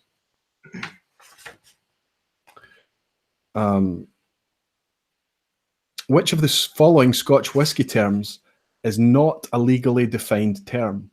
Is not a legally defined term, okay? A, blended malt Scotch whisky. B, cask strength Scotch whisky. C, single grain Scotch whisky. One of those, A, B, or C, is not a legally defined term. 3, 2, 1. Enter. A is blended malt Scotch whisky. B is cask strength Scotch whisky. And C is single grain Scotch whisky. I accidentally. Everybody, MeadeMule, Yap, Olaf. I answered it in the chat. Whiskey Throttle, George Kaplan, Toon Van Rouge. Wow, is this too easy? Jez, James Hope, Whiskey Jason. My wife even. My wife got this one right. Damn. It's too easy tonight. And Keith I actually, instead of doing B. our chat, I put it in the group chat. B, cask strength is not a legally defined term. So cask strength literally doesn't even need to be the strength at which it was poured from the barrel. Like they can dilute it and still call it cask strength. Okay, so we have, and we've got a MeadeMule. Jonathan is saying, please note that I answered before anyone, Keith. Which one? The most recent one? The B? The B, yeah. Yeah. Did you hear me say I accidentally put it in the YouTube chat? Accidentally. My bad. Oh, did you? Yeah, this lag of I did it like right at the beginning instead of sending it to you. This lag of 112 is amazing though. Oh my goodness. Isn't it just, and the finish is just, I mean, literally you can walk around for the rest of today and you'll taste this. It's fantastic. Don't switch, and I don't know if you've done this, do not switch to non-peated whiskey, at least for me. You may have done it and liked it, but I literally switched from Lagavulin 12, and it's something about the bouillon cubes chicken broth thing that did not translate to non-peated whiskey after that. Okay, we're on this for the rest of the night. No worries. Okay, let's go for question 8. Which single malt label carries a quotation? I love this question. I know it's tricky. Which single malt label carries a quotation from a William Black short story called The Strange Horse of Sunnival? What? What? On this bottle, there is a quotation, and it's from a short story by William Black, and it's on every single, no, I shouldn't say every single. It's famous for having this on the bottle. It has this quotation from a short story by William Black called The Strange Horse of Sunnival. Okay, 3, 2, 1, go. Enter. You're up against the crowd here. Keith has conceded that he doesn't know. Keith, pick up that Lagavulin 12-year-old, please, and stare at the label. Seriously? You know, I've only ever bought 2 bottles of Lagavulin. You'll be so ashamed of me. Well, that's all you need to know how great it is. Can you read that statement out to me? Can you see it down the bottom underneath? The Strange Horse of Sunnival by William Black. I have been in Ireland more as a 3 times or 2 times. I'm not even going to try and do a Scottish accent. Yeah. Okay. Shame on me. And I have been close to the Lagavulin distillery, and I know that it is the clear water of the spring that will make the Lagavulin whiskey just as fine as new milk. New milk. Now, if anybody wants to receive a PDF, an electronic PDF version of that short story, contact me directly and I'll send it to you because it's wonderful. It's a great short story. It's pretty funny as well. It's a comedic piece, and it kind of gives you a glimpse into how whiskey was perceived in Scotland a couple of hundred years ago. I don't know when the setting of that would have been, but I think it was 19th century. And it's just a really cool story. And Lagavulin 12 and Lagavulin 16 carries that quotation on every single bottle. Yeah, it's just a really cool story. I'll send it to you, Keith. I think you'll enjoy it. For sure. What you're wanting to know, though, is Jonathan. He answered Aaron. Yes. Yes. Suck it, Jonathan. Suck it. Oh dear. What are the odds that literally my relative is on here facing me in the corner? It's pretty awesome. It's pretty awesome. Okay. George Kaplan is saying head hanging. Now he's probably been caught out the same. He's had so many Lagavulin bottles through his hands and he's not actually appreciated what that quotation is. Okay, question 9. Of the top 10 whiskies, and this is quite tricky.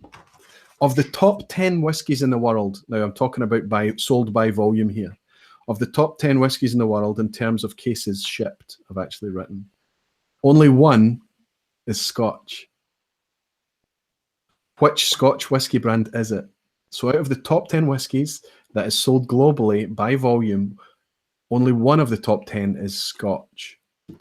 So type in, Keith, what you think that brand is. The Scottish distillery that sells is in the top 10 for the most produced. It's not, sorry, I'm not meaning to lead you or the crowd or anyone. It's not a distillery I'm looking for, it's a brand. The top 10 Scotch whiskey brand in the world. There's only one in the top 10. It's quite amazing. Scotch whiskey brand. Yeah. 3, 2, 1. Everybody plug in your answers. Okay. What the heck? He got it. Did he? I'm pretty sure. And I missed it. I did not fully understand the question until literally start counting down. As well, he threw it out super fast. He got it real quick. He's right up at the top. Yeah, I mean, you've answered Glenfiddich, which you were thinking in malt. You're thinking in terms of malt whiskey. I literally know nothing about blends. That's something I'm just now getting into. Well, in the top 10, Johnny Walker is one position ahead of Jack Daniels, and sneaking in, and I think their position probably 5 and 6 in the top 10. Johnny Walker 5 and Jack Daniels 6, and sneaking in the 10th position is Jim Beam. But every single other whiskey in the top 10 sold by volume is an Indian whiskey. Really? Unbelievable. Unbelievable. And that's when you work out just how important trade deals are, right? And how much politics plays in. Now, I don't want the Indian market to suddenly open up because we'll be screwed. There'll be even less whiskey for us. If they're happy looking after themselves right now, then I'm cool with that too. You know, if that's going to happen, give us some notice so we can build up to but yeah, Johnny Walker. So yeah, he gets a point. Your cousin looks like he sneaked ahead by a single point. So I think all you can do now. I thought it was tied. No, it's 1, 2, 3, 4, 5, 6. He's on 7, and you're on 1, 2, 3, 4, 5, 6. Really? Yeah. So all you can do is tie now. So, thanks, Ryan. Thanks, Captain Obvious. Appreciate that. You just have to try and save some face now, buddy. I'm sorry. Okay, and I think you're screwed on this question. I think it's a bit obvious. Which single malt expression is famous for using a proportion of chocolate malt in its production? Which whiskey or distillery? Sorry. Which single malt expression is famous for using a proportion of chocolate malt in its production? And I'll ask the crowd to 3, 2, 1 answer for our final question.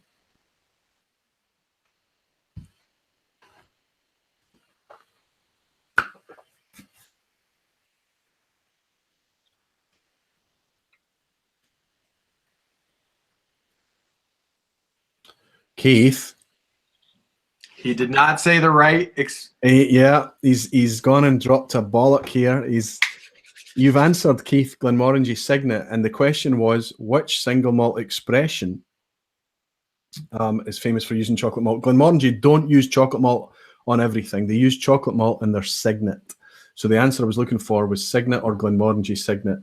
So unfortunately, Jonathan, and it's not favoritism. I think the crowd would agree with me here that the question did ask for the Love you, cuz. Better luck next time.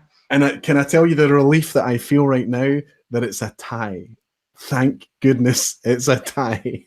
It means that you can shake hands, do your kind of bear hug, whatever you do when you hook up and see each other, and the world is okay. And you both scored 7 out of 10. How do you feel? I feel good. The only thing I feel dumb about is the Lagavulin, the strange horse of Sunabal. Other than that, I feel okay about it. Just because it's been in front of your face? Yeah, absolutely. Yeah, let's see. MeadeMule, note that I specified Signet in a second comment. Yeah, sure. Nice try. Dude, everyone. Sorry, Jonathan. I think it's like buttholes. Everyone's got one and they stink, Jonathan. I don't know what this nonsense is about. This is the second little disclaimer. Yeah. My wife is getting thumbs up from the crowd. I'm not sure what she's been saying. I've missed a lot of her. She's saying, oh, she got that. She answered the Johnny Walker one, I think. Excellent. Does she drink with you? Does she ever drink whiskey with you? She tries. She will try. Occasionally, she'll be so intrigued by me sitting around the dining room table and evangelizing to whoever listened to me that she reaches out and she'll grab a glass and she'll try it. But she's not been... often by the time that she reaches out and grabs a glass, we're probably at the cast strength stuff or the Isla stuff. But it doesn't really matter what we're sipping. She just tastes and smells whiskey still. But she does try it from time to time. How about yours? Awesome. If she's had a little bit of alcohol in her, she will try it. If like literally she hasn't, no, absolutely not. She will not. Yeah, and I think that I mean I don't really care if my wife got into whiskey. There's enough whiskey in the cabinets to go around, you know, I've got plenty of it. But what would happen is that she would have the last dram of something that I was saving, right? And it would just cause some domestic friction. MeadeMule. There's just more excuses. I already see it. It's just more excuses. MeadeMule saying, I said Signet before the answer was revealed, but I'm cool with a tie. Excellent.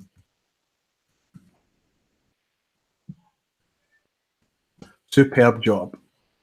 Superb. I think that's you know, we know that Jonathan is a bit of a scholar in whiskey as well. And when he had put himself forward there for the quiz, I just thought it was too good an opportunity to miss not pulling him in. That was a surprise. That was not staged at all. We both agree, right? And I think it worked out really well. It's saying Oliver Trewavas is saying tread carefully, Roy. I think he's probably talking about welcome in, Oliver. It's the first time I've seen your name.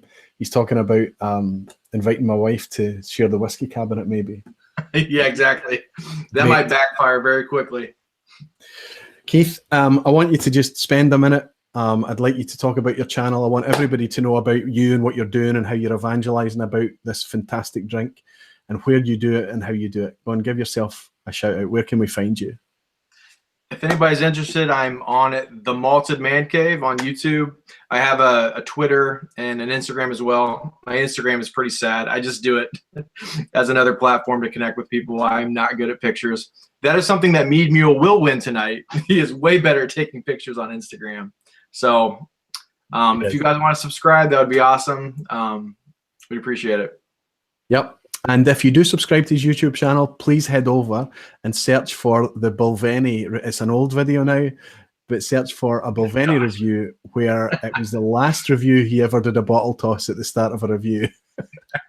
Yeah, we thought we were cute for a while, tossing bottles and then catching them.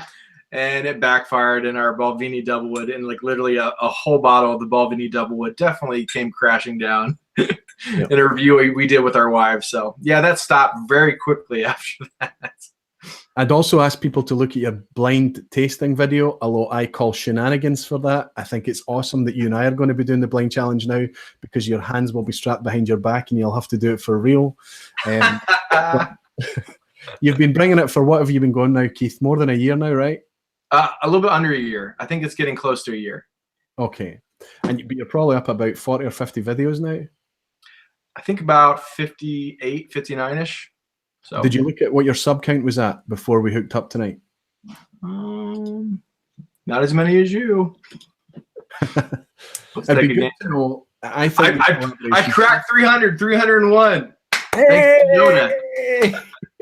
Thanks, Roy. Congratulations on making 300. Fantastic. I did a collaboration with the Scotch Test Dummies on New Year's Day, and it was wonderful for me again. I got a nice injection of subscribers. It was tremendous. I'm very, very grateful to. Aren't those guys just wonderful guys? Scott, amazing. You and Scott are the glue that holds the whiskey fabric together, and I mean that sincerely. I'm not blowing smoke up your butt. You and Scott. Well, Scott certainly, he works really, really hard. He's always on point. I don't know how he manages to spread himself so thinly and do so well. But he must have the best wife ever. Yeah. Ever. Well, no, my wife's pretty cool too. Touche. She's in tonight. My wife's amazing too. Yeah. Yeah, thank you to the wives. But they, through the collaboration that we did on New Year's Day, they also got a lift in subscribers. So it's just that cross-pollination, just letting people know that there are other channels out there that just love whiskey as much as we do. And that's what this is all about. It's a fantastic time to be into whiskey. It's a fantastic time to have this technology to help you enjoy whiskey the way that it does, I think. Thank you so much for having me on, man. I appreciate it. It was fun. No bother. I want to. I escaped not looking too stupid. You did very well. You did very well. And I think I want to make a couple of shout outs as well quickly before I go to MeadeMule. Jonathan, he's on Instagram as MeadeMule. He did start or explore starting a YouTube channel at one point. Am I right or wrong there? He did. Yeah, and I think he actually just posted something to his blog that in the future he's going to start doing that again. I think he just was, his main focus is always going to be the blog. Yeah. And YouTube might be supplementary. Okay, so you find MeadeMule on Instagram. That's where I connect with MeadeMule. I think he's on Twitter as well. I think you'll find, as Keith said, his blog. I'd also like to shout out again that people should go and look at the collaboration that JasonWhisky Wise and I just finished today, the Blind Tasting Challenge. And Keith, I'm looking forward to working with you on that. I think it's going to be tremendous fun. And I'll try and make sure that the drams that I send you will be ones that can intrigue. I know you're going to make it really hard. I know you. Again, hey, I just want to give another shout out because somebody I've just spotted that he's in Getting Weird with the Beard, who is Lloyd. Lloyd Fink used to be half of Bubba and the Beard, but those guys have decided to do their separate things now, which is absolutely fine. But Lloyd has decided that he wants to continue. He was enjoying the YouTube thing. He was enjoying the whiskey thing, and he's continuing that going. So the channel is Getting Weird with the Beard. He's a great guy, Lloyd, as well. And he's got a book. Keith, did you know that Lloyd has written a book? About beards or about whiskey? It's called Hiking to Beer. Really? And a quick I actually need to go subscribe to his channel right now. He was a 350-pound guy, right? And he was young. And, you know, people are concerned about him, and he's concerned about himself. And he decides to do something about this, and he decides to hike the entire length of the Adirondacks in Northeast America. Seriously? And that's how he lost his weight? He's not overweight at all now. What you do is, as you're reading this book, it's quite a nice, gentle kind of meander through. It's like a memoir of that hike. And he talks about the people that he met on the trail, and he talks about things that happened on the trail and things. And I recommend that you can get it on Amazon, you get it on Kindle. Hiking to Beer, it's called, by Lloyd Fink Jr. And that's the guy who fronts the Getting Weird with the Beard, or he used to be 50% of the Bubba and the Beard channel. You should give that book a read. What's up, Lloyd? I will definitely go check that out and subscribe to your new channel. So they're not leaked to Bubba and the Beard at all, right? Completely different. Keeping with the what?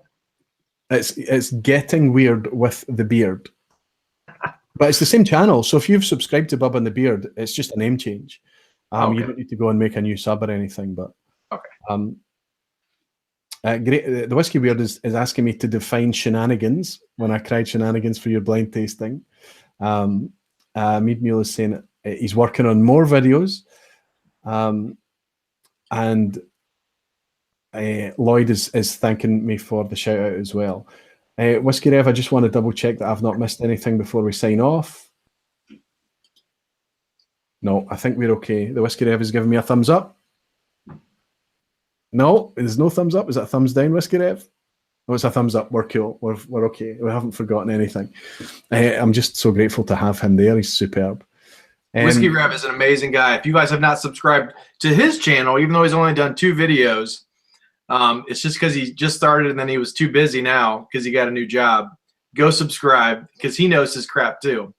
Well, right? Rev, unfortunately for the Rev, he's just landed a job for Edrington and he's going to be working at Macallan in Speyside, and he's in a holding pattern just now. He doesn't know which way he's going to be able to tread in a social media perspective with his new role.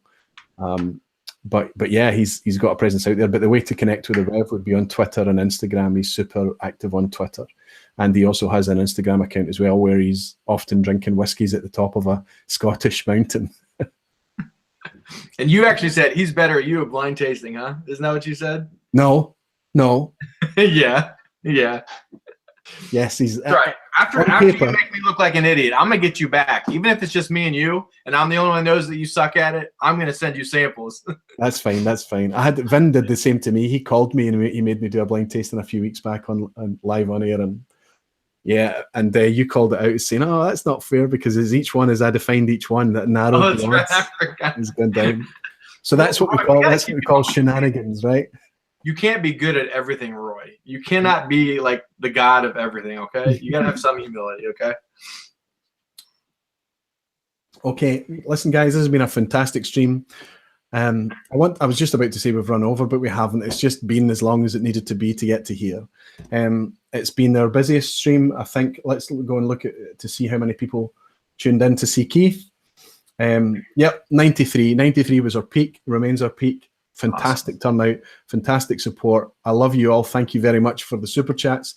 Thank you for the support. Patreon will be up and running in the next few weeks. As soon as I get around to doing some content for it. And a recycled review will be out in the next few weeks as well. And there's other projects that I'm working on and enjoying as well. Thanks to everybody for joining in. Keith, you want to say goodbye? See you guys. Thank you guys for tuning in. And until next time, everybody. Slancheva. Slancha. Cheers.